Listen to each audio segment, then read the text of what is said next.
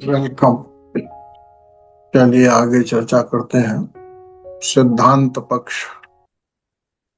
कई तरीके के सिद्धांतों का खंडन करता है दर्शन। एक दर्शन अपने को स्थापित करने के लिए सभी दर्शनों का जो इस दर्शन के प्रति जो भी दृष्टि है उसको समाप्त करता है पहले। तो कई तरह के सिद्धांत हैं। सांख्य दर्शन अद्वैत का भी खंडन करेगा। उसके बाद न्याय और वैशेषिक का खंडन तो नहीं करेगा, लेकिन उसके कुछ सिद्धांतों से ऊपर की बात करेगा। और इसके अतिरिक्त क्षणिकवाद का भी खंडन करेगा। तो पहले कुछ जो बातें कही जा रही सूत्रों में उनको देख लेते हैं। हमने पढ़ा था कि अविद्या को वस्तु मानने से बंधन यदि होता है तो उसका खंडन किया गया वस्तु मानकर। 18वां सूत्र कहता है प्रकृति निबंधनात् चेन्न तस्या अपि पारतंत्रम। यदि बंधन का कारण प्रकृति को मान ले तो प्रकृति स्वयं ही स्वतंत्र नहीं है, और परतंत्र प्रकृति यदि किसी को बांधती है तो यह ठीक नहीं होगा कहना, क्योंकि मूल कारण प्रकृति नहीं होगी वहां पर।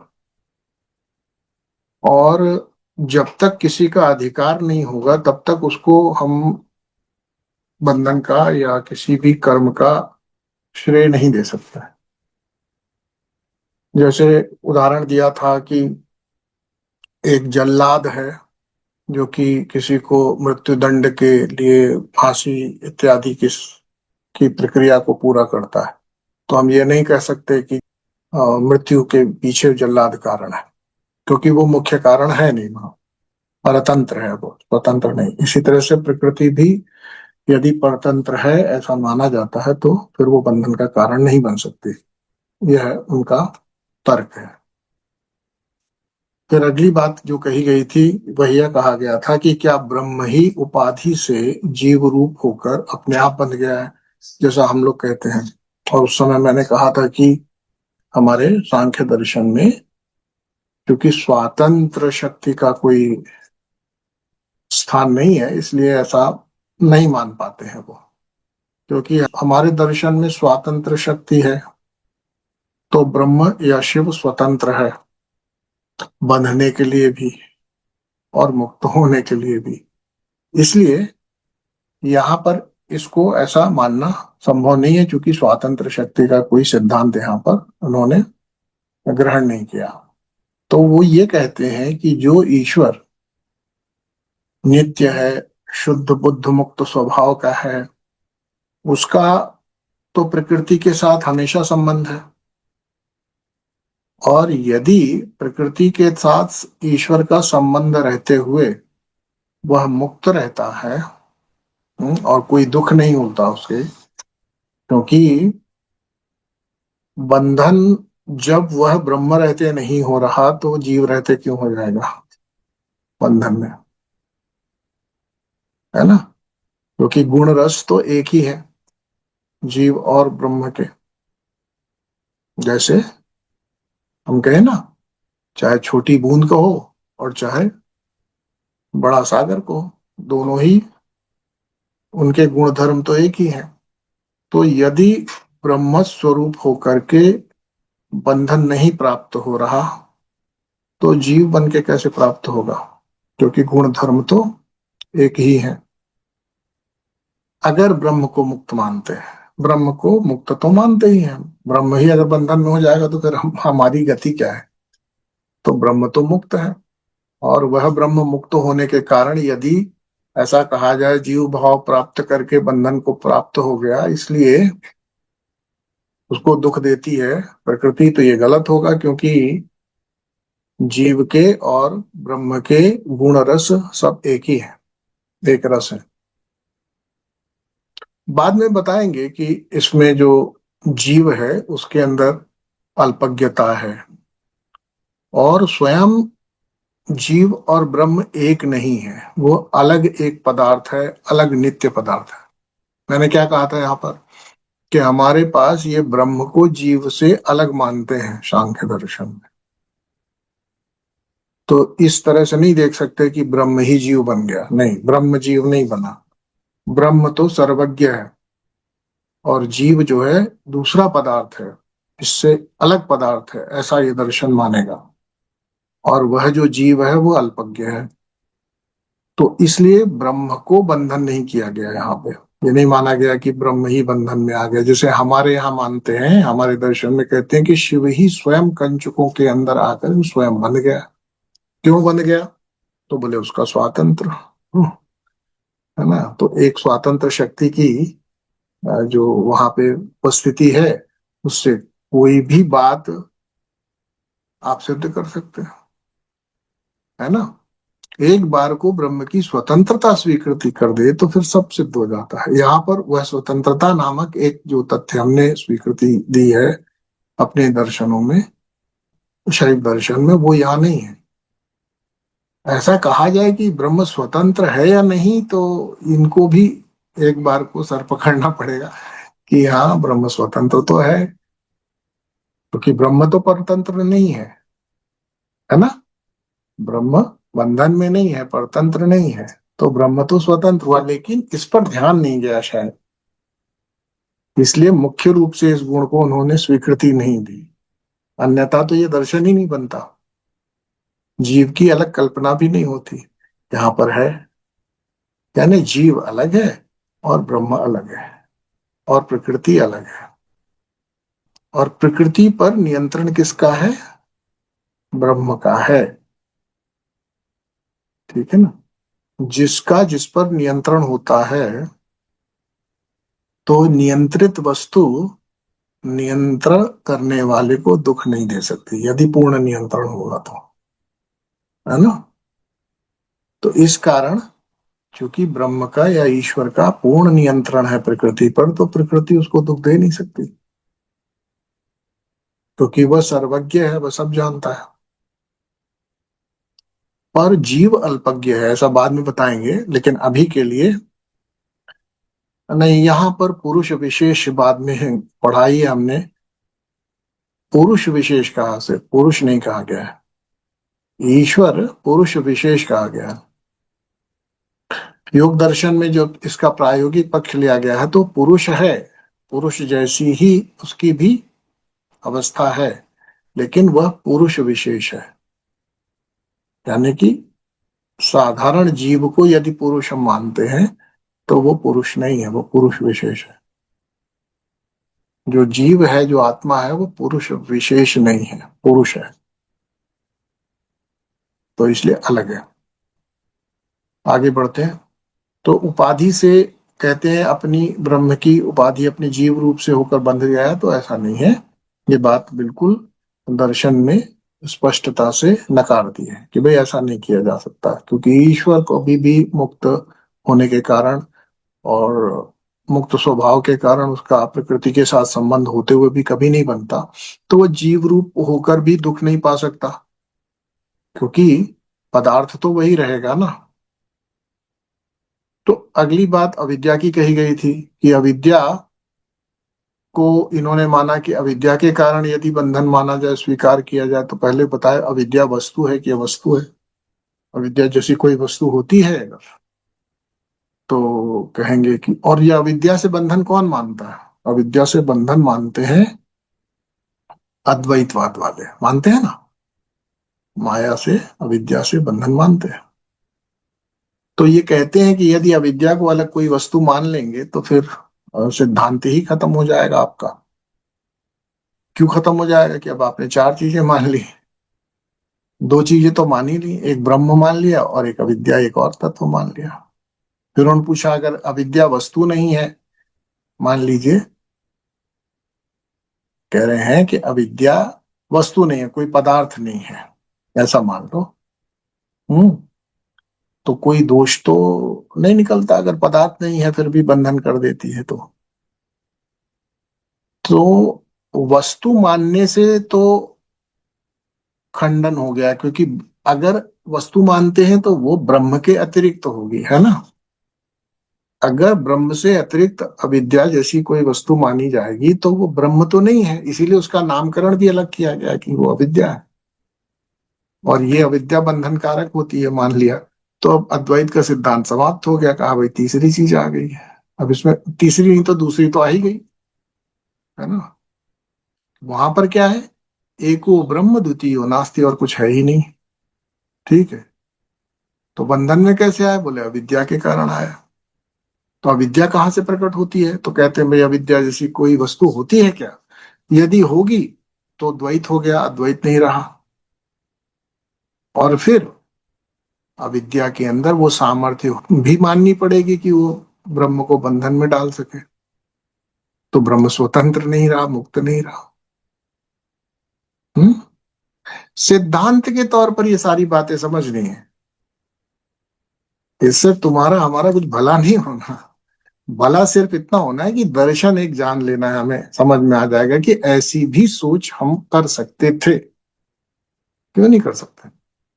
एक तर्क के सिद्धांत पर, मैंने कहा ना दर्शन क्या है, दर्शन वही है कि फिलॉसफी क्या है, पर ये दर्शन है वो फिलॉसफी। मैंने क्या बोला था, philosophy is like searching a black cat in the black room where where it is not.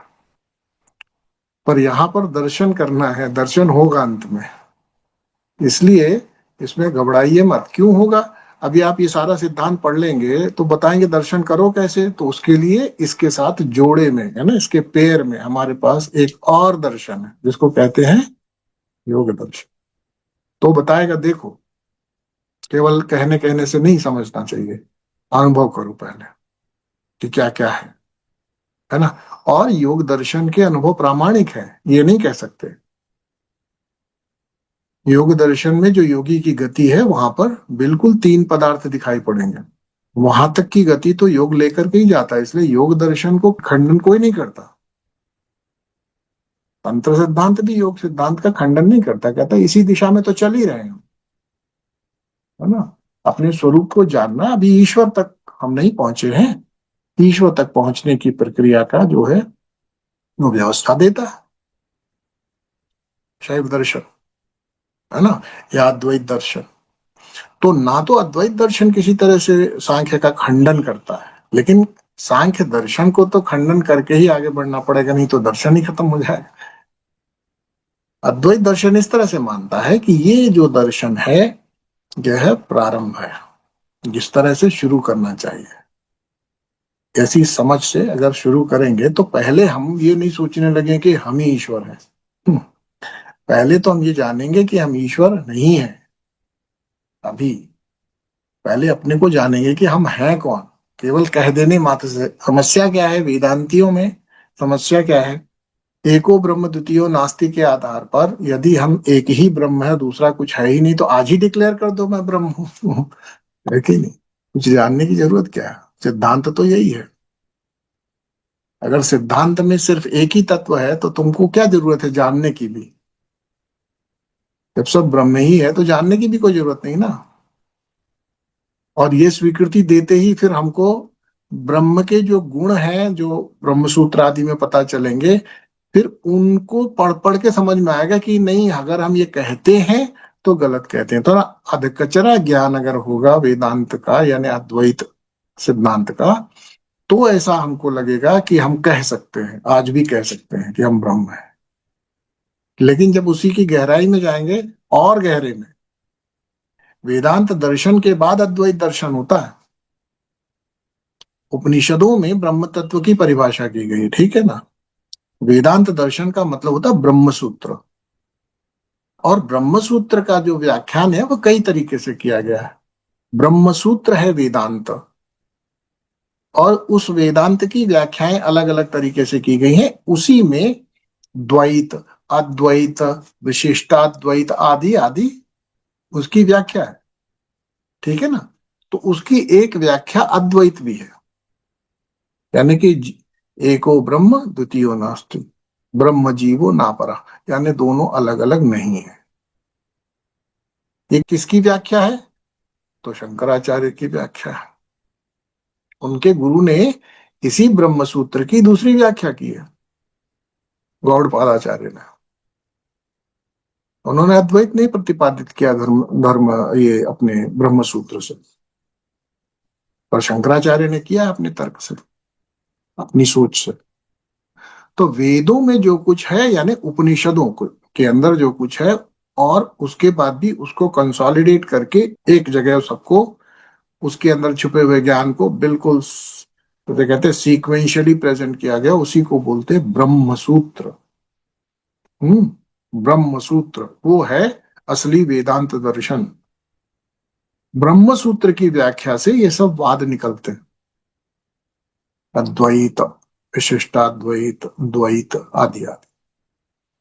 तो यहां पर ये कहा जा रहा है कि अगर अविद्या से आप वेदांत या अद्वैतवादी ऐसा मानते हैं कि अविद्या से बंधन होता है, तो फिर हमें यहाँ पर अद्वैत का खंडन करना पड़ेगा, क्योंकि आपने खुद ही कह दिया कि ब्रह्म के अलावा एक चीज और भी है, विद्या। इस तरीके से इसको काट दिया। फिर कहते हैं कि अविद्या, भाई हमने कहा नहीं वस्तु है, नहीं वस्तु नहीं है, अवस्तु है। तो बोले जो अवस्तु है, कुछ है ही नहीं, तो बंधन कैसे करेगी? जब कोई पदार्थ ही नहीं है तो बंधन कैसे करेगी? कोई पदार्थ होगा, कोई उसका गुण होगा। हाँ, ना पदार्थ का तो कोई गुण नहीं होता, कोई तो तत्व होगा, है ना। तो अविद्या नामक यदि तत्व अवस्तु है, तो अवस्तु से बंधन हो नहीं सकता। तो बंधन का कारण अविद्या को फिर से उन्होंने नहीं माना। फिर एक ने तर्क दिया, भाई न वस्तु है ना वस्तु है। ऐसा भी तो हो सकता है कि न वस्तु हो ना अवस्तु हो, यानी है या नहीं है, ऐसा है। है नहीं है मतलब अस्तित्व है जिसका, और नहीं है यानी जो अस्तित्व में है नहीं। तो उन्होंने कहा कि नहीं, इसके अतिरिक्त भी तो कुछ हो सकता है। तो उन्होंने कहा भाई ये तो और भी गड़बड़ बात कर रहे हो तुम। वस्तु और अवस्तु से पृथक मान लो, क्योंकि वो कहते भी हैं, कहेंगे भाई हम अविद्या को वस्तु नहीं मानते ना अवस्तु मानते हैं, हम तो कहते हैं कि अविद्या हमारे लिए अनिर्वचनीय है, कहीं नहीं जा सकती है उसके बारे में कुछ, ऐसा कहते हैं ना। गीता में कृष्ण ने भी इस बात को एक जगह पे कहा है, मम माया दुरत्य, अनिर्वचनीय है माया, है ना। अविद्या क्या है? अनिर्वचनीय है, कुछ कह नहीं सकते उसके बारे में। तो क्या दोष होगा? तो कहते हैं इसमें भी दोष निकल आएगा।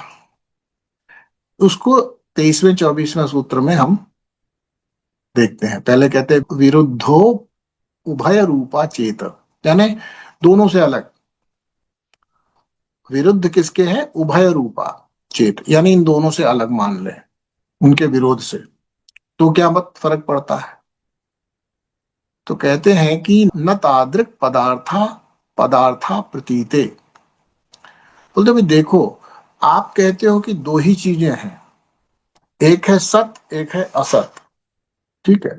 जो भाव जिसको हम दुनिया को कैसे देखता है वेदांत दर्शन, सत असत में देखता है ना, क्यों? सांख्य दर्शन जड़ चेतन में देखता है और वेदांत दर्शन सत असत में देखता है।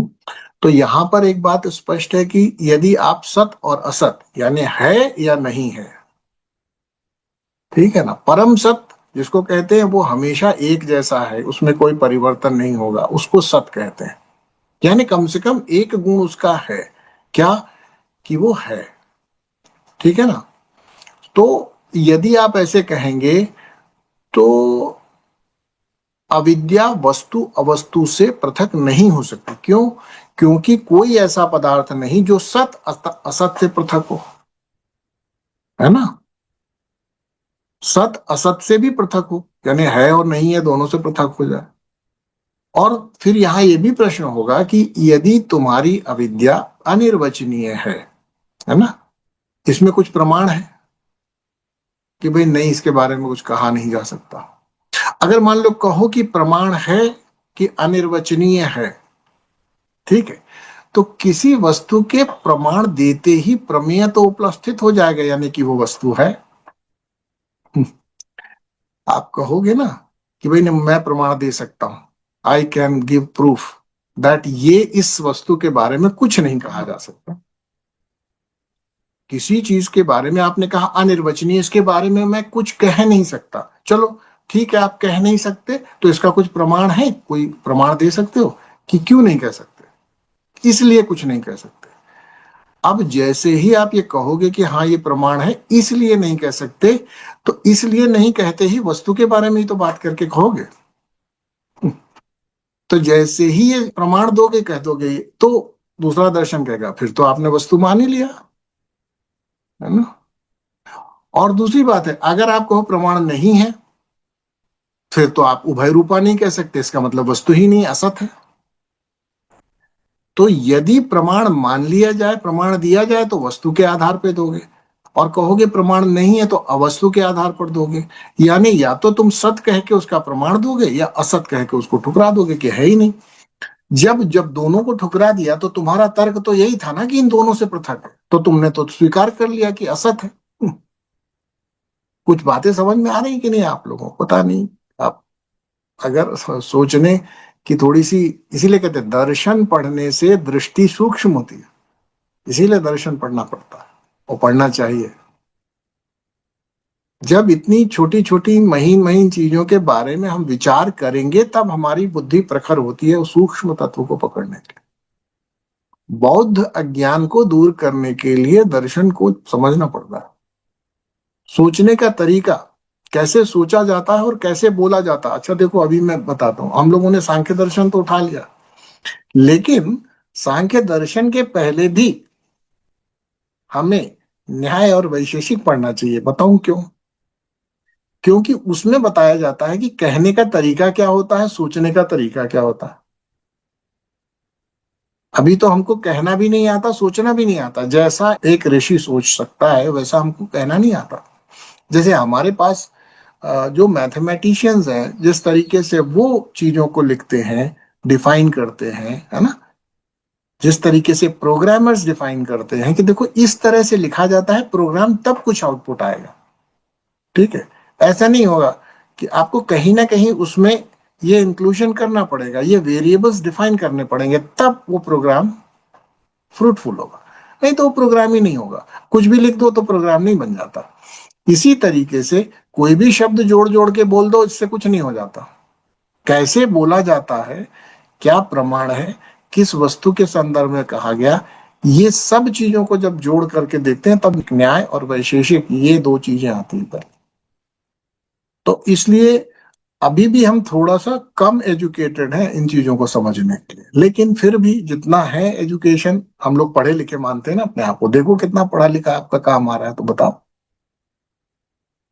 ऋषि कह रहा है कि यदि आप मानते हैं कि ये वस्तु अवस्तु से पृथक है और अनिर्वचनीय है, मैं तो इसके बारे में कुछ कहा ही नहीं जा सकता, तो भाई कहा नहीं जा सकता, तो इसके पीछे आपने अपने मुंह से आया कुछ भी बोल दिया कि कहा नहीं जा सकता। आप बताओ क्यों नहीं कहा जा सकता। तो जब क्यों नहीं कहा जा सकता, तो या तो आप ये कहोगे कि नहीं हमको तो पता ही नहीं है, तो जैसे ही स्वीकृति दे दो कि हमको मालूम ही नहीं है, तो बात ही खत्म हो गई। तब तो तुम कहोगे कि नहीं, तुमने वस्तु के बारे में तो कुछ बात ही नहीं कि तुमने अपने ही अज्ञान को यहाँ पर प्रदर्शित कर दिया, तुम शास्त्रार्थ हार गए। अगर वो कहे कि नहीं हमें मालूम है जी, इस वस्तु के इन गुणों के कारण, या ये वस्तुओं में इस तरह का भेद होता रहता है, इस कारण मैं नहीं कह पा रहा हूं इसके बारे में कुछ, तो तुमने स्वीकार कर लिया कि वस्तु है। ठीक है, और वस्तु को स्वीकार करते ही आपने अभी जो कहना शुरू किया था उसका खंडन हो गया, क्योंकि आपने कहा था ना वस्तु है ना अवस्तु है।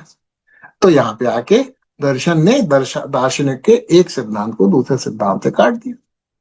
क्या? देखो, ये नहीं है, आपको समझ में आने चाहिए कि कैसे हमारे यहाँ एक दर्शन के दूसरे दर्शन पर प्रभुत्व के कारण हमारे इस भारतवर्ष में बहुत लंबे समय तक सनातन धर्म की हानि हुई। यानी वेद की हानि होने लगी। वेदों में जो वाक्य लिखे हैं, वेदों में जो ज्ञान है, वेदों में जो सिद्धांत है, उन तक को ठुकरा दिया गया। क्यों ठुकरा दिया गया? क्योंकि बिना अनुभव किए, या अनुभव पूर्ण न किए, बिना पूर्ण अनुभव किए जो सिद्धांत बौद्ध धर्म ने लाया, वो दिमाग तक फिट होता था, उसको काट नहीं सकते थे इंटेलेक्चुअली। ठीक है, क्योंकि अनुभव भी करने चलता है सामान्य इंसान, तो क्या समझता है? अगर उसकी दृष्टि स्वयं पर न रहे तो वो क्या देखता है कि कुछ नहीं है। अब दुनिया को जब काट के मेडिटेशन में बैठते हो, प्रत्याहार ध्यान आदि करोगे, तो क्या देखोगे? बोलो कुछ नहीं दिखा, कुछ नहीं था। यही तो कहते हो, कुछ नहीं होना यानी शून्य, है ना? कुछ भी अनुभव नहीं हुआ यानी, अब कुछ भी अनुभव नहीं होना आप कहेंगे ये मुक्ति है? हाँ बिल्कुल है, क्योंकि हमारा सारा समय कुछ है उसी से तो लड़ने में जाता है। और जब मुझे तत्वतः ये पता चल जाएगा कि कुछ नहीं है, तो मैं अपनी लड़ाई सब समाप्त हो जाएगी। फिर व्यवहार व्यवहार का रह जाएगा मेरा मेरा दर्शन। और इसलिए बौद्ध धर्म से ज्यादा व्यवहारिक कोई दर्शन नहीं है, याद रखना। अगर जीवन को केवल अपने बुद्धि से चला करके जीवन में सुखी होना चाहते हो, तो बौद्ध दर्शन से आपको बहुत मदद करेगा। और यही कारण भी है कि दुनिया के बड़े बड़े विद्वान जो थे, जो बुद्धि के स्तर पे, जिन्हें बुद्धिजीवी बोला जाता है, बुद्धिजीवी माने जो बुद्धि के आधार पे ही जीते हैं और बुद्धि के आधार पर ही वो क्या करते हैं, अपना पेट भरते हैं, उनको बुद्धिजीवी बोला जाता है। तो बुद्धिजीवी यानी बुद्धि के आधार पर जो उनकी विद्वत्ता कहती है, उसके आधार पर जीने वाले लोगों को बौद्ध दर्शन बहुत प्रिय लगा, बहुत अपीलिंग था उनके। और इसीलिए बौद्ध दर्शन वेस्टर्न सोसाइटीज ने भी बहुत इजीली एक्सेप्ट कर लिया था। पर उसमें जो दोष आ रहे थे, उनका निवारण करने के लिए दर्शन को एक नए स्तर पर जाना पड़ा। ठीक है, यहां तक कि याद रखें, अद्वैतवादियों के दर्शनों में शंकराचार्य के रहते तो शंकराचार्य के रहते तो उनको उनको एक तत्व तो मिल गया कि भाई, अगर तुम शून्यता को ही सब कुछ मान लोगे तो तुम शास्त्रार्थ हार जाओगे। क्यों हार जाओगे? क्योंकि तुम स्वीकार कर लोगे कि मैं हूं ही नहीं, शून्य यानी कुछ नहीं है। तो कुछ नहीं है तो मतलब तुम भी नहीं हो, तो वैसे ही मैं जीत गया, मैं अकेला ही हूं। ठीक है, तो अंत में वहां पर ला करके वो शास्त्रार्थ जीत जाते थे। लेकिन कई जगहों पर उसका खंडन भी किया उन लोगों ने, अपने तरीके से किया है। और जो नई विधा खंडन की प्रकट हुई थी, उसने फिर से एक बार जड़ें हिलाना शुरू कर दिया था, क्योंकि बुद्ध तो 2500 साल पहले हुए, शंकराचार्य उसी समय हुए, उन्होंने खंडन किया। और हम लोग जो ये मानते हैं ना कि शंकराचार्य वो 7वीं ईस्वी में हुआ, ऐसा सब कुछ नहीं है। शंकराचार्य की परंपराएं जब पढ़ेंगे, जब उनके मठों में जाएंगे, तो पता चलेगा कि शंकराचार्य पहले हुए, बहुत पहले हुए। हम लोग जो है पढ़ते हैं ना, शंकराचार्य का जन्म, भी जाओगे अपने हिस्टोरियन को पढ़ोगे तो बताएंगे 7th सेंचुरी BC में, ऐसा बोले। ऐसा नहीं है। तो फिर भी इस पर ना जाए तो ज्यादा अच्छा है, क्योंकि इस पर ना हमारे पास कोई प्रमाण मिलता है, सिवाय प्रमाण ये है कि जो परंपराएं, जो जिन्होंने अपने गुरुओं की लीनियज बना रखी है, वो दिखाते हैं कि आज से पहले कितने हमारे शंकराचार्य हो चुके हैं। बस ये प्रमाण है। आदि शंकराचार्य से लेकर अब तक कितने शंकराचार्य हो चुके हैं, यही मात्र प्रमाण है। और जब उनकी आयु के हिसाब से यदि 30-30 वर्ष भी जोड़ोगे, तो पता चलेगा कि ये बहुत पुरानी परंपरा है। 7th सेंचुरी BC की नहीं है, 7th सेंचुरी AD की नहीं है। हम तो ये मानते हैं 7th सेंचुरी AD में जन्म हुआ। ठीक है, लेकिन ऐसा नहीं है। तो इसके बाद जब बौद्ध धर्म ने कुछ और इसमें त्रुटियां निकाली, द्वैतवाद ने, इनको मायावादी कह करके, समझना, इनको मायावादी कहते हैं। और मायावाद का विरोध करने के लिए उन्होंने कुछ तर्क निकाले और फिर से हावी हो गए जब, तब कश्मीर में वसुगुप्त को शिव सूत्र नामक जो ग्रंथ अवतरित हुआ, उसके आधार पर उन्होंने फिर से खंडन करना पड़ा। उसके बाद से जवाब नहीं मिला अभी तक। और आज सर्वश्रेष्ठ दर्शन शैव दर्शन है, ईश्वर अद्वैतवाद, जिसे कश्मीर में प्रकट होने के कारण कश्मीर शैव दर्शन भी कहते हैं, कश्मीरी शैविज्म भी कहते हैं। ठीक है, तो उन्होंने इस ब्रह्मवाद को, ब्रह्म का बस इतना ही अंतर किया, उन्होंने ब्रह्म का जो हम नॉमेनक्लेचर ब्रह्म लेके चल रहे थे यहाँ पर, उन्होंने उसको शिव रूप में स्थापित कर दिया। बस इतना अंतर है, उसको उन्होंने ईश्वर रूप में स्थापित कर दिया। ठीक है, तो आगे बढ़ते हैं। तो वो कहते हैं कि अगर अनिर्वचनीय है बाबा तो कोई प्रमाण दो इसका। प्रमाण दोगे तो फंसोगे और नहीं दोगे तो फंसोगे। खत्म बात हो गई। तुम्हारी अब माया, तुम्हारी अविद्या खत्म हो गई। प्रमाण देते ही प्रमेय हो जाएगी, है ना। प्रमाण दोगे उसके संबंध में तो वैसे ही प्रमेय हो जाएगी। पर ये कहते हैं हम भी मानते हैं अविद्या से ही होता है, लेकिन हम दूसरी तरह से साबित करेंगे। आप हम इस तरह से नहीं साबित करेंगे, आपकी तरह से नहीं साबित करेंगे। अद्वैत दर्शन मान लें, अद्वैत के सिद्धांत पर हम नहीं साबित करेंगे। आगे कहते हैं, 25वां सूत्र है, न वयम षट पदार्थवादिनो वैशेषिक आदिवत। यानी वैशेषिक आदि, जैसे हमने कहा था न्याय वैशेषिक के जो पुराने इनमें जो दर्शन है, ये लोग अलग अलग पदार्थ मानते हैं, है ना। एक साउथ का भी एक दर्शन है जो चलता है, जिसको सिद्धा कहते हैं, सिद्धा, है ना। वो भी थोड़ा है, उसका आयुर्वेद में ज्यादा उपयोग कर रहे हैं लोग। तो सिद्धा पद्धति पर वो भी दर्शन है, वो 96 तत्व मानते हैं। कितने? 96। हम्म। हम कितने मानते हैं? 36। वो कितने मानते हैं? 96। यानी वो उसमें और भी गहराई में जाते हैं, और भी टेंजिबल उनके तत्व हैं, है ना। जैसे 96 तत्वों में फिर वो अपने शरीर में होने वाली धातुओं को भी तत्व मानेंगे। उनके दर्शन में ये सप्त धातुएं भी तत्व है, अलग अलग है क्योंकि इनका गुण अलग है इस हिसाब से। ठीक है, लेकिन अगर आप इसको सांख्य दर्शन या इसके उच्चतम रूप जो कश्मीर शैविज्म है उससे कंपेयर करोगे, तो वो ये मानते हैं कि ठीक है, इसको कितने भी आप फर्दर सब डिविजन करते रहो, कुछ भी जो बनेगा वो पंच तत्व से ही बनता है, बात खत्म। तो उसके डिटेल करो या ना करो, ये पंच तत्व से ही बनेगा, पंच तन मात्राओं में ही उसकी। तो इतने बढ़ाने से भी कोई फायदा नहीं, इतने तत्व बढ़ा के भी कोई फायदा नहीं। हाँ, उपयोगी हो जाएगा, लेकिन सिद्धांत बेकार में, जिसे कहते हैं हम बहुत ज्यादा विस्तार देंगे, और जितना विस्तार करेंगे उतना दर्शन कमजोर हो जाता है। ये बात भी आप समझ। ये कहा जाता है, जैसे आप उदाहरण, जैसे उदाहरण, अब आपको उदाहरण देके समझाता हूं। आपसे किसी ने कोई बात कही, कोई ऑफर दिया, ठीक है, आपने, और देखिए सिद्धांत समझिएगा, आगे से भी आप लोग इसका उपयोग कर सकते हैं। मैं आपको बहुत बड़ी दार्शनिक बात बता रहा हूं। आपसे किसी, आपको ने कहा कि भाई ये पैसे रुपए ऐसे लगा दीजिए, ये मार्केट है, ये फलाना है, ये ढिमकाना है, यहाँ पे प्रॉपर्टी में लगा दो, यहाँ शेयर में लगा दो। किसी भी एजेंट ने कॉल किया, आपके मित्र ने ही समझाना प्रारंभ किया, ठीक। अब इसका क्या उत्तर हो सकता है? इसका एक उत्तर हो सकता है, नहीं, मुझे नहीं, ये बात नहीं समझ पाए, बात खत्म।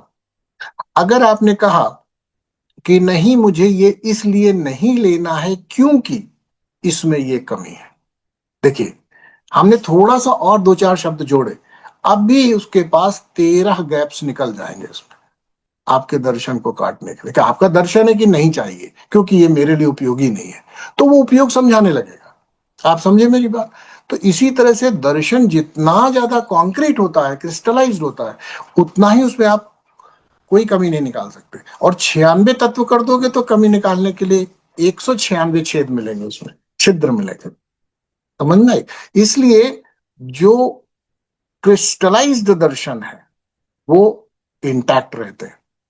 इसीलिए देखो, सिद्धा नाम का जो प्रक्रिया है उसमें आप लोग भी नहीं जानते, कहीं उसकी ज्यादा चर्चा भी नहीं होती। क्यों नहीं होती? क्योंकि वो दर्शन में इतने छेद निकाल देंगे आप, इतनी ज्यादा बातें कह दी हैं कि उसमें इतने खंडन हो जाएंगे कि फिर आप उसको दर्शन नहीं मान सकते, एक तरीका मान सकते हैं क्या, ठीक है, ऐसे भी एक रियलिटी को देखने का तरीका है, इनका अपना तरीका है, और कोई प्रामाणिक नहीं है, ठीक है। लेकिन ये दर्शन, शैव दर्शन, कहीं होल ही नहीं है, यानी कहीं कोई लूप होल नहीं कि आप पकड़ के इसको कह सको कि ये यहाँ पे नहीं समझ में आ रहा है, यहाँ पे मैं तर्क कर सकता हूँ। वो तर्क का स्थान ही नहीं दिया।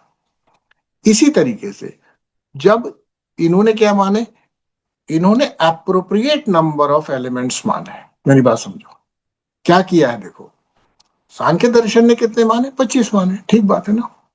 और कुछ लोग सत्व रज तम तीन प्रकृति के गुणों को मान करके फिर बढ़ा भी सकते हैं और बढ़ाते भी हैं, ठीक है, उससे कोई फर्क नहीं पड़ता, 27 मान ले 28 मान ले, उससे कोई फर्क नहीं पड़ता, लेकिन वो प्रकृति के ही तीन गुण मान करके उसको बढ़ा भी लेते हैं। पर एप्रोप्रिएट कहना, न ज्यादा कहना न कम कहना, समझो, कम कहने से भी स्पष्ट नहीं होती बात, और ज्यादा कहने से स्पष्ट नहीं रहती बात, खंडन की जा सकती है। कम कहने से आपको बेवकूफ कहा जा सकता है,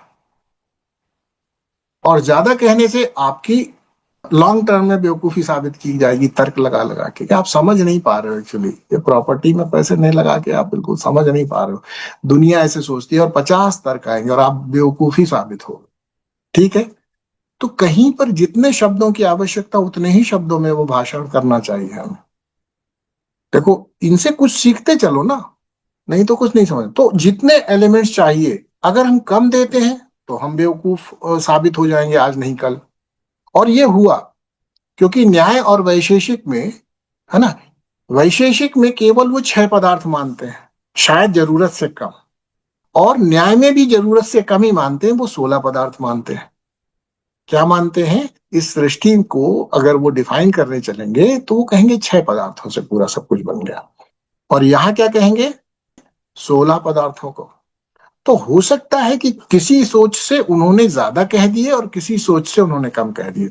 अब उन्होंने 6 कहे या 16, उसके पीछे उसको कैसे बुना है उन्होंने, है ना, कैसे किन तर्कों के आधार पे बुना है, उसके आधार पर वो 6-16 को डिफाइन करें।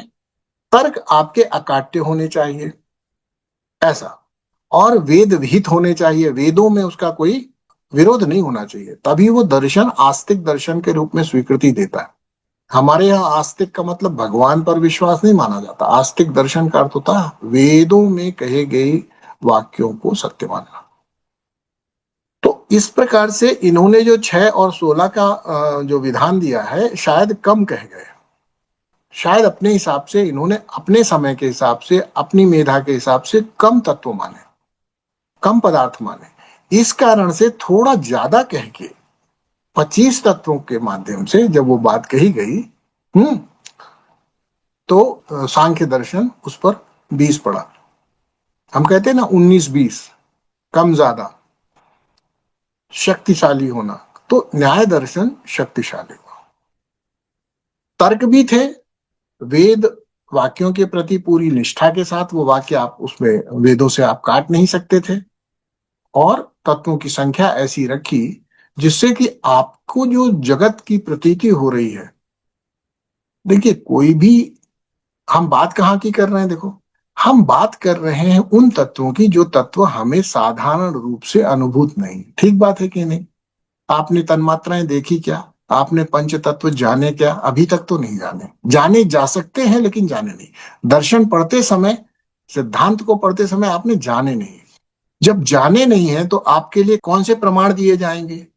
तो यदि मैं इसमें संतुलन नहीं रखूंगा कि आपको व्यावहारिक रूप से जो अनुभव हो रहा है वह, और जहां मैं लगे कि आप व्यवहारिक पक्ष तक समझ में आ रहा है, अब मुझे सिर्फ एक चेरी ऑन द टॉप लगाना है, तब मैं शब्द प्रमाण लेके आऊं, यानी तब मैं वेद वाक्य लेके आऊं, तो ये दर्शन आप स्वीकृति दोगे। मैं हर चीज में केवल वेद वाक्य लेके आऊं और व्यवहार में आपको समझ में ही ना आए चीजें, है ना, व्यवहार से बिल्कुल विरुद्ध तुम्हें जो उदाहरण मालूम पड़े, तो फिर आप वो दर्शन स्वीकृति नहीं दे पाओगे।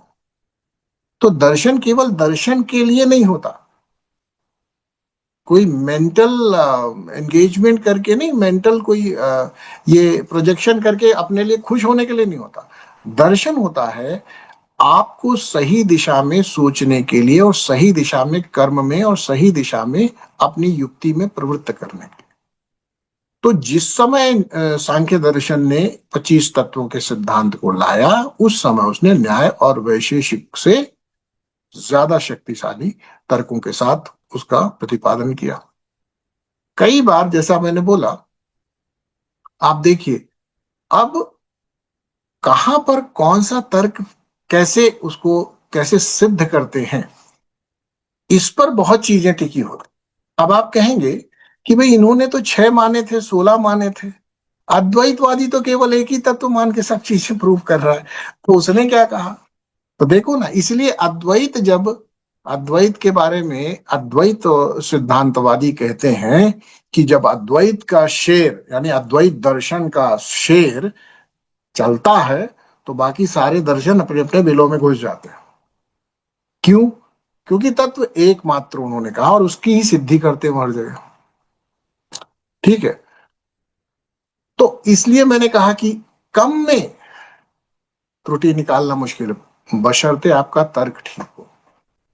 तर्क सम्मत होना चाहिए। किससे सम्मत होना चाहिए? वेद सम्मत होना। और वेद सम्मत उन्होंने तर्क दिए। इसी कारण शंकराचार्य की वह प्रतिभा है कि एको ब्रह्म यानी एक तत्व को स्वीकृति देते हुए उन्होंने पूरे संसार की जो है व्याख्या कर दी, जो हमारा अनुभव। हम्म उसमें एक डिल्यूजन रखा है जहां पर उन्होंने एक ही चीज को छोड़ा है कि भाई ये इसके बारे में कुछ नहीं कहा जा सकता। क्या किसके बारे में नहीं? वही माया। ठीक है, वो माया शक्ति अनिर्वचनीय है, उसको कुछ नहीं कहा जा सकता। लेकिन यहां पर जब जब हम किसी इतर दर्शन को पढ़ते हैं तो अब आगे आने वाले जो ऋषि है, जो आगे आने वाले विद्वान हैं, फिर शंकराचार्य से भी ज्यादा सोचने की कोशिश करते हैं और फिर उसको काटते हैं कि भाई हम तो सांख्य दर्शन मान के ही योग दर्शन स्थापित कर सकते हैं, तो दर्शन कटना नहीं चाहिए, कुछ ना कुछ तो उपाय बताओ, इसका निकालो। और वो निकाल रहे हैं। तो वो कहते हैं कि हमारे मत में असत और सत से अविद्या विलक्षण होना ठीक है और वही बंधन का हेतु है, लेकिन इस प्रकार से नहीं जैसे आप 6-16 की बात करते हैं या एक तत्व की बात। वेदांतियों का तो एक ही तत्व है, अद्वैतवादियों का तो एक ही तत्व है, और माया तत्व के आधार पर वो सब डिफाइन करते हैं। तो माया तत्व में तो उन्होंने किनारे कर दिया है कि बोले माया पहले डिफाइन करो। माया डिफाइन तुम्हारे होती ही नहीं, डिफाइन करोगे तो वस्तु हो जाएगी, नहीं डिफाइन करोगे अवस्तु रहेगी, अवस्तु से बंधन नहीं होगा, तो बात खत्म हो गई। उन्होंने अद्वैतवाद को तो इस तरह से हटाया। न्याय और वैशेषिक से भी अपनी विशेषता, यानी न्याय और वैशेषिक से हम भिन्न है और श्रेष्ठ है, ये भी तो बताना पड़ेगा। तो उन्होंने कहा ठीक बात है, अविद्या जैसी आप मानते हो ना वैसी नहीं है, ना अद्वैत वालों की अविद्या के समान ऐसी कोई चीज है, और ना ही न्याय और वैशेषिक 6 और 16 तत्वों को मानने वाले की अविद्या जैसी कोई चीज है। हमारी अविद्या थोड़ा अलग है, हम बताएंगे बाद में उसके बाद, अभी नहीं खोल रहे पत्ते अपने। हाँ बिल्कुल ठीक बात है, अविद्या से ही होता है, लेकिन तुम्हारी वाली जैसी नहीं। ठीक है, जो न सत है ना असत है, ना जिसका कोई प्रमाण है ना अप्रमाण है, ठीक है, ऐसी वाली नहीं, लेकिन है अविद्या ही। और इसलिए बाद में बताएंगे, लेकिन अभी कहते हैं कि 26वें सूत्र में अनियत्वेन अनियतत्वेपि नायौक्तिकस्य संग्रहोन्यथा बालोन्मत्तादि समत्वम। कहते हैं भाई ऐसे बात मत करो कि हम कुछ कह सकते हैं और हम कुछ कह नहीं सकते। जैसे आप किसी उन्मत्त किसे कहते हैं? जो पागल जिसे कहते हैं हम लोग, हाँ, जो पागल हो गया उसको उन्मत्त कहते हैं। यानी जो अपने सेंसेस से थोड़ा सा उठ गया है, माने सेंसेस पे बिलीव नहीं कर रहा, कुछ और भी बात करने लगता है, उसी को हम कहते हैं उन्मत्त हो गया। जैसे शराब पी ली, नशा कर लिया, एक बुद्धि वो हो जाती है। और एक बालक की बुद्धि होती है जिसको कुछ भी ज्ञान नहीं होता और वो कुछ भी कह देता है। तो इस दो तरीके की बुद्धियों का कह रहे उपयोग ना करो, क्योंकि इस प्रकार से तो आप कुछ भी कह दोगे, है ना। सत असत से पृथक कोई पदार्थ बिना युक्ति के आप कह रहे हो तो ये तो लगता है आपने पी रखी है, आपके पास कोई प्रमाण नहीं है, फिर भी आप कह रहे हो नहीं ना ये सत है ना ये असत है। तो कुछ बोलो, तो कुछ बताओ तो इस बारे में। तो इस प्रकार की जब बात कही तो उन्होंने कहा आप पदार्थों की संख्या का नियम माने और चाहे ना माने, चाहे 16 माने चाहे 6 माने, परंतु सत असत से पृथक कोई भी पदार्थ बिना युक्ति या बिना तर्क के माननीय नहीं हो सकते। ठीक है। नहीं तो इस प्रकार की बात करने का मतलब या तो बालक जैसे आप हो जिसको अभी, जिसके बुद्धि का विकास नहीं हुआ, या फिर बुद्धि है और आपने खूब अच्छे से चढ़ा ली है, भांग गांजा कुछ आपने बढ़िया ले रखा है, आप उन्मत्त हो गए, आपको बुद्धि से कोई मतलब भी नहीं रह गया। तो ये कहना प्रामाणिक नहीं है। तो अगला सवाल आया, तो क्या जीव अनादि वासना से बंधन में पड़ा है? कोई ऐसी वासना है जिसके कारण अनादि है, अनादि वासना? तो ये कहते हैं कि भाई देखो, आप जो कहते हैं कि अनादि वासना से जीव बंधन में पड़ा है, तो कहते हैं, उसकी समीक्षा इस तरह से करते हैं कि नानादि विषयों पराग निमित्त को अपि अस्य। क्या कहते हैं, इस आत्मा को अनादि प्रवाह रूपी वासना से बंधन होना भी असंभव मालूम होता है। और क्या प्रमाण है? तो कहते हैं 28वें सूत्र में, न बाह्यभ्यंतर उपरज्योपर परंजक पररंजक भावोपि देश व्यवधानात् स्तृघ्नस्थ पाटिल पुत्रस्थ योरिव। ये 28वें सूत्र में वो कहते हैं। क्या कहते हैं, इसका थोड़ा लंबा व्याख्यान है, इसको पढ़ लेते हैं फिर इस पर चर्चा करें। कहते हैं, जो मनुष्य जीव आत्मा को शरीर में एक देशीय मानते हैं, यानी कि आप क्या मानते हैं कि आत्मा शरीर में रहती है, इधर ही रहती है, और शरीर के अंदर एक देशी एक स्थान पे रहती है, तो इस कारण जीव और आत्मा का कुछ भी संबंध बाह्य विषयों से नहीं रहेगा। अगर वो आत्मा एक जगह पर रहती है तो बाह्य विषयों से उसका संपर्क नहीं हो सकता, क्योंकि आत्मा और जड़ के बीच, आत्मा आपने चैतन्य माना है, और जड़ कैसा है, पदार्थ कैसे हैं, जगत कैसा है, प्रकृति कैसी है, जड़ है, इनके बीच देश का अंतर है ना? क्या कह रहे हैं, आत्मा यदि यहाँ रहती है और वह वस्तुतः एक अलग तत्व है, चेतन तत्व है, और प्रकृति कैसा है, जड़ तत्व है, संसार क्या है, प्रकृति का स्वरूप है।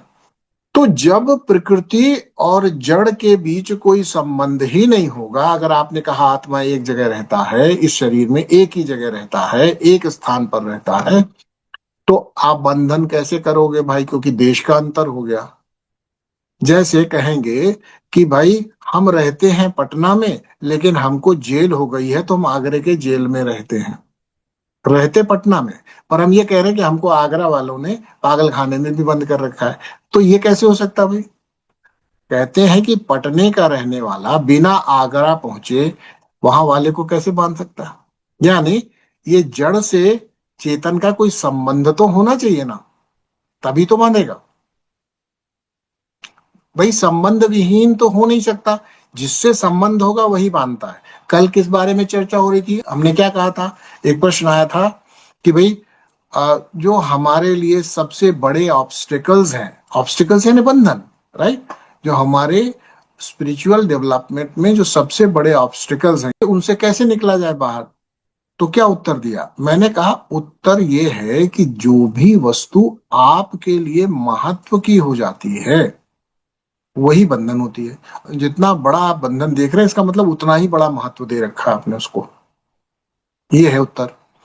और इस बात का सीधा सीधा सा आप निकाल लो। अब जब मैंने कहा कि आपने महत्व दे रखा है, तो आपने वस्तु के साथ एक संबंध बनाया ना, यानी अब वस्तु आपके अंदर प्रवेश कर गई है, तभी उसका यह प्रभाव हुआ है ना? किसी न किसी रूप में आपके अंदर वह वस्तु प्रवेश कर चुकी है, या आप वस्तु में प्रवेश कर चुके हैं। कुछ तो हुआ है, संबंध तो बना है, अन्यथा बांध नहीं सकता था कोई। आप बताइए, आपके जीवन में किन किन चीजों से बंधन अभी आपको मालूम पड़ता है? तो वो वही चीजें हैं जिनसे आपका संबंध है, जैसे शरीर, जैसे मन, है ना? इन्हीं से तो संबंध है हमारा, और हम इन्हीं से बंधे मालूम पड़ते हैं। और हमें ही मालूम पड़ते हैं ऐसा नहीं है, जो सिद्ध पुरुष है उन्होंने भी यही समझा, उन्होंने इसीलिए कहा कि मन एव मनुष्याणाम कारणम बंध मोक्षयो। मन के साथ तुम्हारे संसार का संबंध हो गया है, और मन में आपका बंधन भी होता है, मन में मुक्ति भी होती है, मन से होती है। लेकिन संसार का प्रवेश मन में है या नहीं, तभी तो बंधन होता है। आपको अपनी निद्रा काल में जब मन में आपके संसार प्रविष्ट नहीं होता या संसार का उदय नहीं होता, जो भी जिस भी सिद्धांत से देखना चाहो, तो क्या आपको कोई बंधन होता है? कोई बंधन नहीं होता। सुषुप्ति में कोई बंधन नहीं होता, क्योंकि किसी से संबंध नहीं रहता। संबंध बनने पर ही बंधन होता है। तो यही कह रहे हैं कि पटने का रहने वाला बिना आगरे पहुंचे वहां किसी के रहने वाले को बांध सकता है क्या? यानी बाहर जड़ पदार्थ किसी चेतन वस्तु को बांधेगा तो वहां पहुंच करके ही तो बांधेगा उसे। तो एक देशीय मानना तो आपके लिए ठीक नहीं है। इसी प्रकार यदि बाह्य इंद्रियों से उत्पन्न होने वाली वासना आभ्यंतरस्थ आत्मा के बंधन का कारण बन रही है, तो इसका मतलब फिर वही बात आप करने लग गए कि बाहर वाली इंद्रिय की वासना है, और वासना किसको बांध रही है? आत्मा को। भाई वासना कहाँ प्रकट होती है? वासना मैं में नहीं प्रकट होती, वासना किसी जगह प्रकट होती है जो मैं से अतिरिक्त होता है। बंधता कौन है? मैं। सुख दुख का भोग किसे करना होता है? वो जिस जो साक्षी बना, मैं, अहम, आत्मा, जीव। ठीक है। और वासना कहाँ होती है? इंद्रियों की होती है, मन की होती है। मन भी तो इंद्रियों का ही रूप है ना। सूक्ष्म इंद्रियों में मन आता है कि नहीं आता? तो मन में वासना हो रही है, और मन के कारण या बाह्य इंद्रियों के कारण बंधन प्रकट हो रहा है। इसका मतलब है कि मन, या जो अगर मन को आप आत्मा का साथी भी मान लें, तो एक देशीय नहीं हो सकती वो वस्तु। यानी अलग अलग दोनों का संपर्क किए बगैर यदि हम कल्पना करेंगे तो ऐसी कोई वस्तु नहीं होती है। हाँ, ठीक बात समझ में आ रही कि नहीं? ये संसार उस मैं में ही कहीं ना कहीं आएगा, प्रवेश करेगा। अब किस माध्यम से करेगा वो इस दर्शन बाद में बताएगा। लेकिन ऐसा नहीं हो सकता कि मैं जैसी चीज कोई एक जगह पे हमारे अंदर रहती है और शरीर बाहर, मन बाहर और दुनिया बाहर, और उसका बंधन बन गया। तो भाई आत्मा ढूंढ लेंगे तो यहाँ आत्मा अलग से मिलेगी, चमकती हुई कोई क्रिस्टल जैसा हृदय क्षेत्र में, और वो जो है शुद्ध चैतन्य होगी, उसका हम खोज कर लेंगे और बंधन में नहीं होगी। तो आज बंधन में कैसे है फिर? आज कैसे है? अगर आत्मा वहां शुद्ध पड़ी हुई है, चैतन्य रूप में एकदम शुद्ध पड़ी हुई है, जैसे कहते हैं हम, शुद्ध नित्य बुद्ध आदि आदि जो है, अल्पज्ञ ही सही, लेकिन हम ये गुण तो हमारे आत्मा के स्वरूप हैं, और वह एक अलग पदार्थ है, और उसको दूसरा पदार्थ बांध रहा है, प्रकृति बांध रही है, इंद्रियां बांध रही हैं, इंद्रियों की वासनाएं बांध रही हैं। तो आत्मा को एक देशीय मानने से तो काम नहीं चलेगा, है ना। और देखिए, जब उसका उदाहरण देखिए, लोक में दे रहे हैं, मैंने कहा था व्यवहार में दे रहे हैं, कह रहे हैं अगर कपड़ा रंग के पास जाएगा ही नहीं तो रंगेगा कैसे? ये बंधन जैसी बात हो रही है कि नहीं? कपड़ा, कहते हैं कि लोक में भी ऐसा देखा जाता है कि जब रंग और वस्त्र का संबंध बिना अंतर के होता है, यानी कोई उसके बीच भेद ही नहीं रह जाए, रंग और वस्त्र एक में मिल ही जाए, एक देशीय न रहे, तभी वस्त्र पर रंग चढ़ता है। यदि उनके बीच जरा सा भी अंतर हो तो फिर रंग नहीं चढ़ सकता। इसलिए वासना, जो कि आत्मा का स्वभाव नहीं है, यदि कहीं अलग रहती है तो कैसे बांध सकती है? ये कह रहे हो। वासना कहाँ रहती है? इंद्रियों में रहती है। विषयों का भोग करने की प्रवृत्ति और विषयों का भोग कर पाने की सामर्थ्य कहाँ रहती है? इंद्रियों में रहती है। तो इंद्रियों में रहने वाली चीज आत्मा को कैसे बांध लेगी? हम्म। तो वासना से बंधन नहीं हो सकता। परंतु जब लोग आत्मा और बाह्य इंद्रियों में अंतर मानते हैं, तो इंद्रियकृत वासना से आत्मा को किसी भी प्रकार का बंधन नहीं मान सकते आप, अगर आप ऐसा मानते हैं। और यदि कहा जाए कि बाह्य इंद्रियों का आभ्यंतर इंद्रिय मन आदि से संबंध है, और आभ्यंतर इंद्रियों का आत्मा से, इस परंपरा संबंध से आत्मा भी विषय वासना में बद्ध हो सकता है, अगर आप कहते हैं, तो कहते हैं यह कहना अयुक्त ही है। ये भी नहीं सही है। ये भी सही नहीं है कि ये सब संबंध में है, ये सब जुड़े हुए हैं इसलिए बंधन में रहता है। अगर जिस दिन ऐसा मान लिया कि ये सब जुड़े हुए हैं इसलिए बंधन में है, तो मुक्ति कहां से होगी भाई? वो तो जुड़े ही रहेंगे।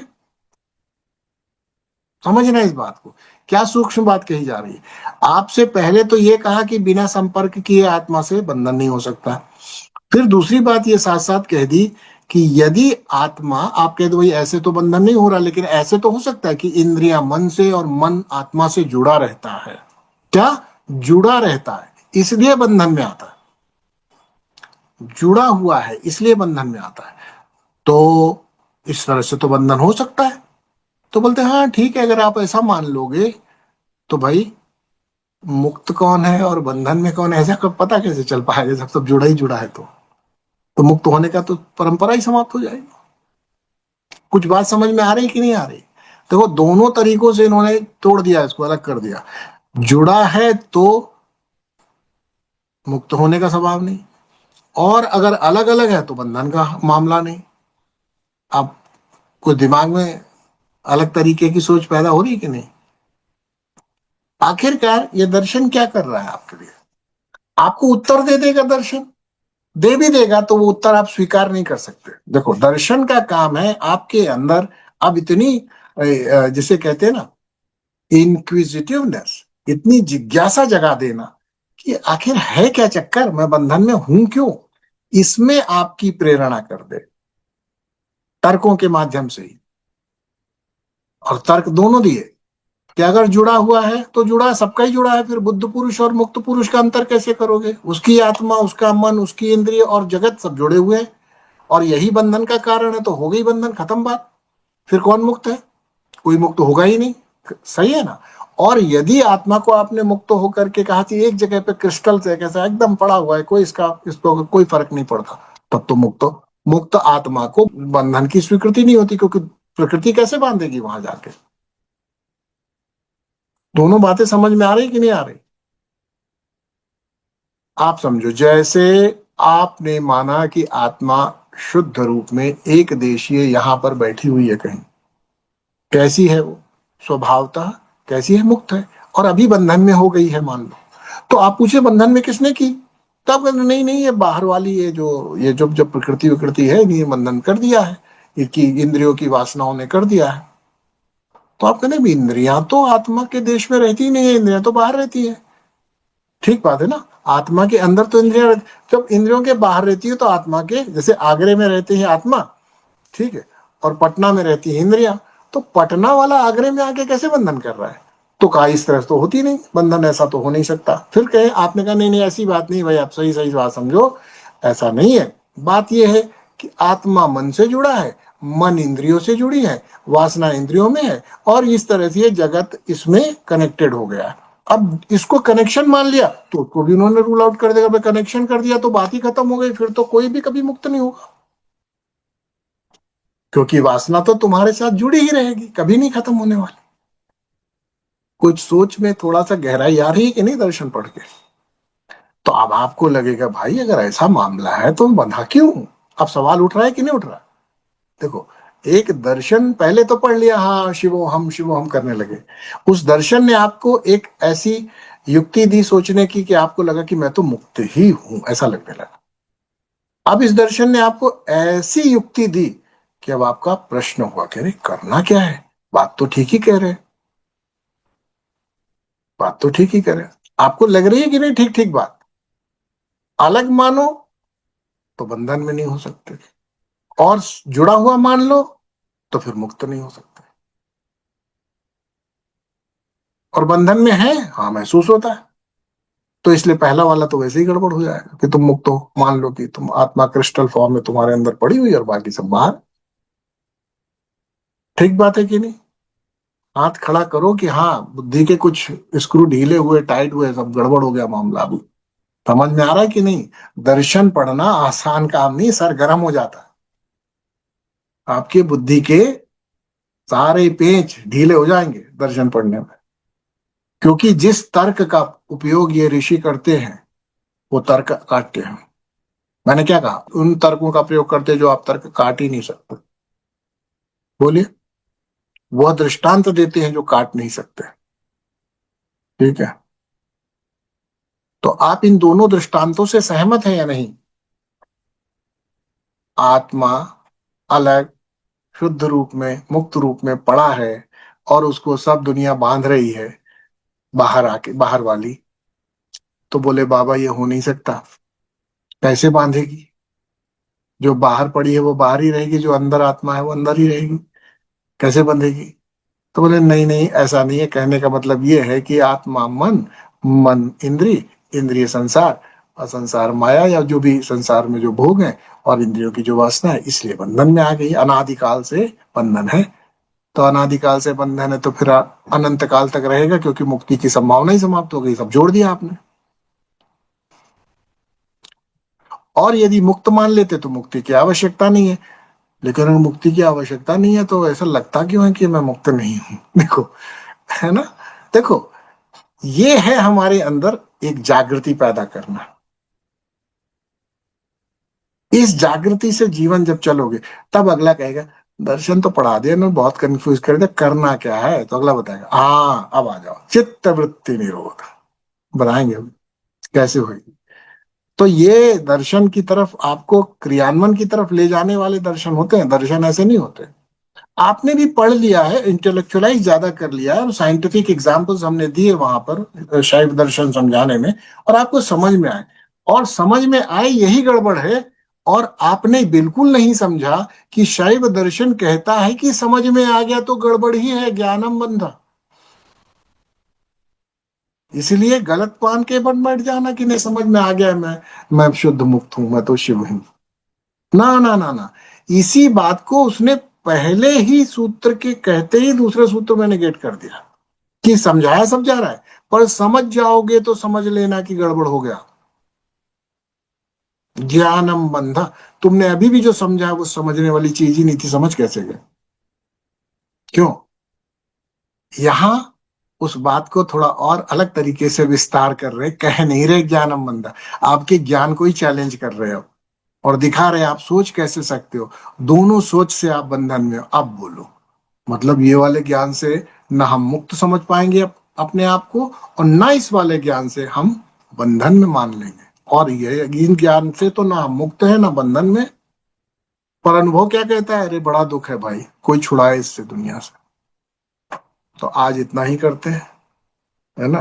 आप लोग अपने इन प्रश्नों को लेकर के विचार करें, और विचार करें कि बंधन है, आत्मा है, कौन है आत्मा, किधर है आत्मा, मैं कौन, मैं कहाँ, मैं प्रकृति अलग अलग, मेरी क्या, मैं कहानी समझ में नहीं आ रही, ऐसा कुछ समझो। पर एक बात स्पष्ट है, दुख है, बंधन है, ये तो है ना, इसको तो नेगेट नहीं कर सकते ना, कितना भी कोई तुम समझा दे कि नहीं तत्त्वमसि तुम वही तो हो, बोले तो छोड़ो भैया, बंधन ही बंधन है ना। तो आप विचार करो इस पर। कपिल मुनि ने तो अभी तक कह दिया कि भैया लगता तो नहीं तुम्हारे दिमाग से जो बंधन और मुक्ति का तरीका सोचने का है, और मैं कौन हूं, आत्मा कौन है, इससे जानने से तो कुछ नहीं समझना। आप मान के बैठते हो, यदि मानते हो तो समस्या हो जाती है, तो इसलिए जानने में प्रवृत्त करता है दर्शन। ठीक है? पर शैव दर्शन को आप लोगों ने बिल्कुल गलत समझ लिया है, यदि दूसरा सूत्र छोड़ दिया हो। और आप कहते हैं ये सूत्र इतना महत्वपूर्ण है, आपको बता दूं, ज्ञानम बंधा ये सूत्र इतना महत्वपूर्ण है कि इस पूरे शिव सूत्र में कोई भी सूत्र यदि दो बार प्रकट हुआ है तो ये यही है, एकमात्र। प्रथम आणव उपाय का दूसरा सूत्र भी यही है, और पहले शाम्भ उपाय का भी दूसरा सूत्र यही है। आपको पता है केवल एक ही बार शिव सूत्र में दो बार कही गई है ज्ञानम बंधा। तो समझने की कोशिश मत करना, समझ के समझ जाओगे तो सब गड़बड़ हो जाएगा, क्योंकि तुम्हारी समझ तुम्हारी बुद्धि की होती है, और बुद्धि चीजों को हमेशा टुकड़ों में समझती है, टुकड़े करके ही समझती है, बिना टुकड़े किए समझ ही नहीं सकती। आपको पता है ये नहीं? बुद्धि बिना टुकड़े किए समझती है कुछ, और जितने टुकड़े करती है इस रियलिटी के, उतना ज्ञान प्रकट करती है। बोलो, 5 मिनट का और समय देकर के आपको समझाना चाहता हूं कि आप लोग यदि समझते हैं कि नहीं हमने शिव सूत्र पढ़े, तो हम हमारे अंदर इतनी इंक्विजिटिवनेस तो आई नहीं जितनी सांख्य दर्शन पढ़ के आ रही है। ये तो अच्छा कंफ्यूज कर रहे हैं, कम से कम हमको पता तो चल रहा है अपनी अपनी सामर्थ्य, अपनी औकात। वहां तो लगा कि हम शिव ही हैं और हम बोलने भी लग गए शिव हम। अगर आपने उस दर्शन को सही पढ़ा हो तो आप समझेंगे। वो क्या कहते हैं कि जो भी ज्ञान होता है वो बुद्धि के माध्यम से जो ज्ञान प्रकट होता है, वह ज्ञान टुकड़े बना करके, टुकड़े टुकड़े करके ही उसको आप ग्रहण करते हैं। बिना टुकड़ों की किए हुए ज्ञान नहीं होता। और यदि आप सोचते हैं कि टुकड़े करने से जो ज्ञान प्रकट हुआ है मुझे, वह सत्य या तत्व का ज्ञान है, वह इस समष्टि का ज्ञान है, तो वो हो ही नहीं सकता। बोलो, आपका सवाल क्या है? ये क्या है? सबके बारे में है ना। पर आप जब भी जानना चाहेंगे तो ये हाथी है, ये घोड़ा है, ये दीवाल है, ये लाल रंग है, ये पीला रंग है, ये कांटा है, ये जहर है, ये अमृत है, ये दवा है, ये पथ्य है, कुपथ्य है, ये पानी है, ये हवा है। तो इतना कहने के बाद बीच में जगह छूट रही है हर जगह की नहीं? हर चीज को जानने के बाद टुकड़े करके आपने देख तो लिया, पेट की समग्रता में, एज अ होल। क्या आपने जाना क्या है? ये जान ही नहीं सकते। ठीक बात है कि नहीं? दुनिया को हम जानते हैं टुकड़ों में, और हम बुद्धि के ज्ञान को ही ज्ञान मानते हैं। इसलिए शिव सूत्र एक नहीं 2 बार खंडन करता है ज्ञान मंदा। भाई गलत मत समझ लेना, जो बताया जा रहा है इसको समझ लिया बुद्धि से और कहने लगा हाँ हम जानते हैं। क्या जान लिया? शिवो हम। ना ना ना ना, अनुभूत करो। टुकड़ों में काट के किसी को भी समझ करके ज्ञान पैदा होता है। कैसे होता है? उदाहरण देख लो एक, और उसके बाद आप लोग छुट्टी करो। आपसे पूछे कि ये क्या है, तो आप कह दें ये फूल है। ठीक है, ये फूल है। अब कोई और व्यक्ति कहे हाँ फूल तो मुझे पता है, तुमको कुछ नहीं मालूम है, जरा इनसे पूछते हैं ये क्या है। तो बोले ये गुलाब का फूल है या कमल का फूल है। तो बोले देखो इनको तुमसे ज्यादा पता है। उन्होंने क्या किया है? फूल की जाति में, इनके वर्ग में, इनकी गणना करना सीख लिया है। इसीलिए कहा ज्ञानम मंधा योनि वर्ग कला शरीरम। आपने वर्ग तैयार किया, योनि वर्ग किया। ये गुलाब का फूल है। आपने कहा हमें इनको ज्यादा ज्ञान है। अच्छा जी, ठीक है। अगले से नहीं भाई, इतने से काम नहीं चलता, थोड़ा और ज्ञानी को पकड़ो। बोले गुलाब का फूल है, इसका औषधीय प्रयोग होता है। इसके जो पत्तियां हैं, इससे आप पेय पदार्थ भी बना सकते हैं और ठंडक प्रकट करता है। तो आपने क्या बोला? कलाओं के बारे में बात करनी शुरू कर दी। योनि वर्ग तो बता दिया था गुलाब का फूल है, अब बताया कला, ये क्या क्या कर सकता है। जिसने ये बताया, अब आप बताओ, जिसने कहा था फूल है और जिसने कहा कि ये गुलाब का फूल है, और जब ये कह रहा है कि ये फूल है, गुलाब का फूल है और इसका यह उपयोग है, किसमें से किसको ज्यादा ज्ञानी समझते हो आप? ठीक, आगे बढ़ो। अब कोई कहे कि भाई इतना ही भी बात समझ में नहीं आया, अगला क्या करेगा? कहेगी ये गुलाब का फूल है, यह इसके ये ज्ञान है, इसका ये उपयोग है, और आगे इसमें ये अंग होते हैं, ऐसे ये इसका इतना टिश्यू, इतना कलर इसमें इस कारण से आता है, इसमें ये फूल के अंदर जो दिखते हैं ये काम करते हैं, और इनकी बनावट ऐसी होती है, ये ऐसे परागकण इनके ऊपर पड़ते हैं, ऐसे इसके फल बनते हैं, वगैरह वगैरह। जितना ज्यादा डिस्क्रिप्शन करेगा, आप मालूम है किसकी बात कर रहा है? शरीर की। उसी पुष्प के शरीर की बात कर रहा हूं। और अब आपको लग रहा है अरे भाई ये तो बहुत ज्ञानी आदमी है। बोलो, आप जीवन में ज्ञान का यही स्वरूप जानते हैं। और शिव सूत्र कहता है ज्ञानम बंधा योनि वर्ग कला शरीर। इसलिए आप लोग जो भी हमसे सुनते हैं, अगर उसको आपने दिमाग में रख करके शिवो हम की कल्पना कर लिए स्वयं के लिए, तो बिल्कुल गलत है। इस पर थोड़ा चिंतन करें। ये अनुभव का विषय है, गुरुगम्य ज्ञान है। ये शब्दों से नहीं बताया जाता, ना बताया जा सका है, न कभी बताया जा सकेगा। कुछ पढ़ के नहीं होगा, कुछ सुन के नहीं होगा, कुछ नहीं होना, कुछ करके भी नहीं होगा। ये भी सोच लो, नहीं होगा, करके भी नहीं होगा। और सुन के भी नहीं होगा। तो कैसे होगा? यही सीखने के लिए तो आप लोग आते हो। एक दिन में आदत नहीं टूटती हमारी ज्ञान को समझने की। योनि वर्ग कला शरीर में फंसे रहते हैं और हमको लगता है हमने जितना ज्यादा जान लिया उतना ज्ञान हो गया। हो ही नहीं सकता।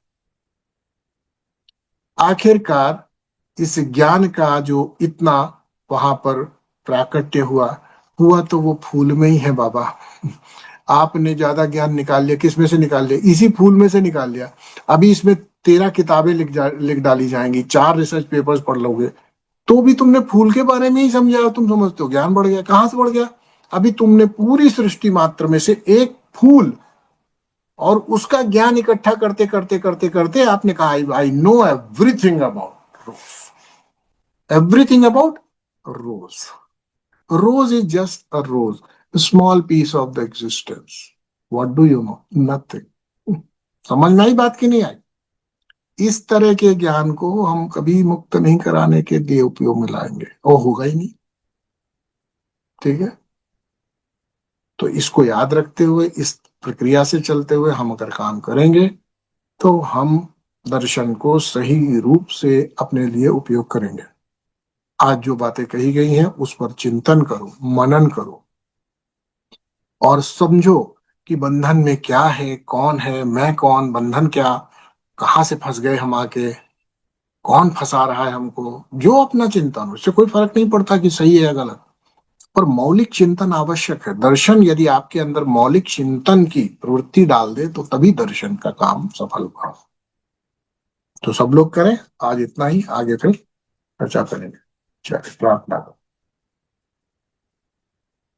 ओम सर्वे भवन्तु सुखिनः, सर्वे सन्तु निरामयाः, सर्वे भद्राणि पश्यन्तु, मा कश्चित् दुःखभाग् भवेत्। ओम शांति शांति शांति। ओम शिवोहम।